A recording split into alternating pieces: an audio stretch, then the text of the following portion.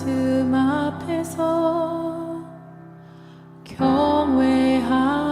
경외함으로 주께 홀로 섭니다. 성도 여러분 안녕하십니까? 11월 18일 금요일 묵상과 기도의 시간을 시작하겠습니다. 계절성 독감과 코로나가 유행하고 있는데 하나님께서 저희의 건강을 꼭 붙들어 주시기를 축복합니다.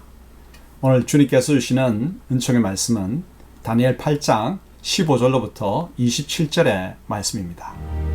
나 다니엘이 이 환상을 보고 그 뜻을 알고자 할 때 사람 모양 같은 것이 내 앞에 섰고 내가 들은즉 을레강 두 언덕 사이에서 사람의 목소리가 있어 외쳐 이르되 가브리엘아, 이 환상을 이 사람에게 깨닫게 하라. 하더니 그가 내가 선 곳으로 나왔는데 그가 나올 때 내가 두려워서 얼굴을 땅에 대고 엎드리매 그가 내게 이르되 인자야, 깨달아 알라. 이 환상은 정한 때 끝에 관한 것이니라. 그가 내게 말할 때에 내가 얼굴을 땅에 대고 엎드려 깊이 잠들매 그가 나를 어루만져서 일으켜 세우며 이르되 진노하시는 때가 마친 후에 될 일을 내가 네게 알게 하리니 이 환상은 정한 때 끝에 관한 것임이라. 내가 본 바 두 뿔 가진 순양은 곧 메대와 바사 왕들이요 털이 많은 순염소는 곧 헬라 왕이요 그의 두 눈 사이에 있는 큰 뿔은 곧 그 첫째 왕이요 이 뿔이 꺾이고 그 대신에 네 뿔이 났은즉 그 나라 가운데서 네 나라가 일어나되 그의 권세만 못하리라. 이 네 나라 마지막 때에 반역자들이 가득할 즈음에 한 왕이 일어나리니 그 얼굴은 뻔뻔하며 속임수에 능하며 그 권세가 강할 것이나 자기의 힘으로 말미암은 것이 아니며 그가 장차 놀랍게 파괴 행위를 하고 자의로 행하여 형통하며 강한 자들과 거룩한 백성을 멸하리라.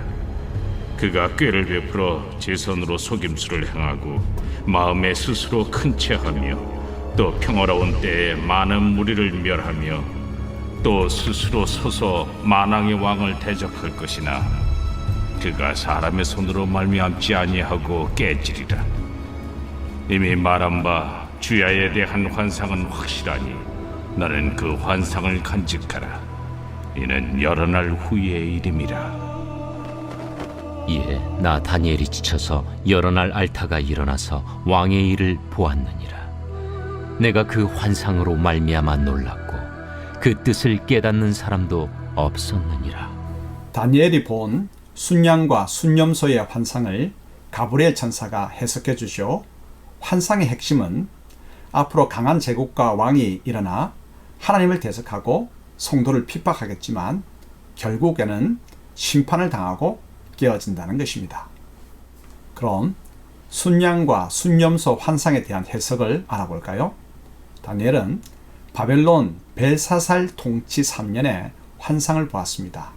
이때는 바벨론 제국의 세력이 아직은 남아있을 때였죠.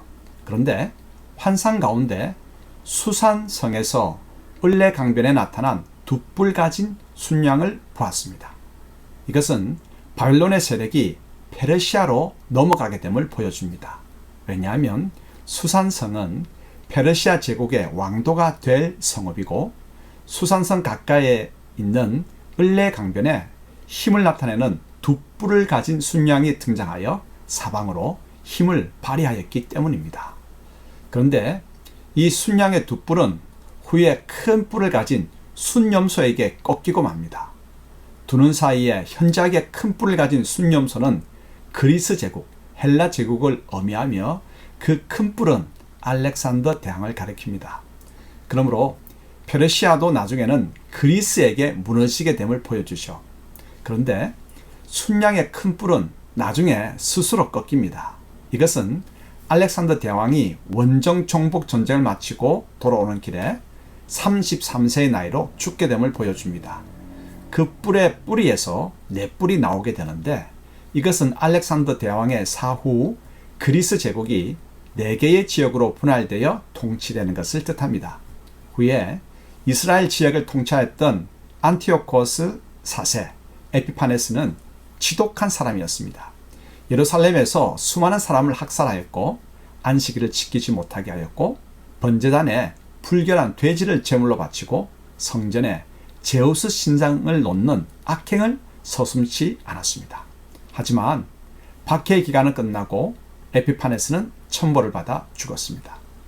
바벨론 제국에서 페르시아 제국으로 다시 그리스 제국으로 이어지는 역사 속에서 강력한 제국의 왕들이 역사를 이끌어가는 듯 보입니다. 하지만 주어진 힘을 바르게 사용하지 않고 하나님을 대적하며 택한 백성을 괴롭히는 세력은 반드시 하나님에 의해 심판당합니다.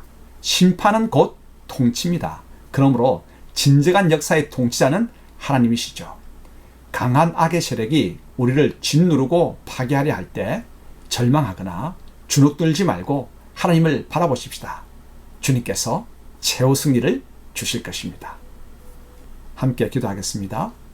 하나님 아버지, 세상의 통치자들을 심판하시며 온 땅을 정의와 공의로 다스리시는 하나님을 두 손 높이 들어 찬양합니다.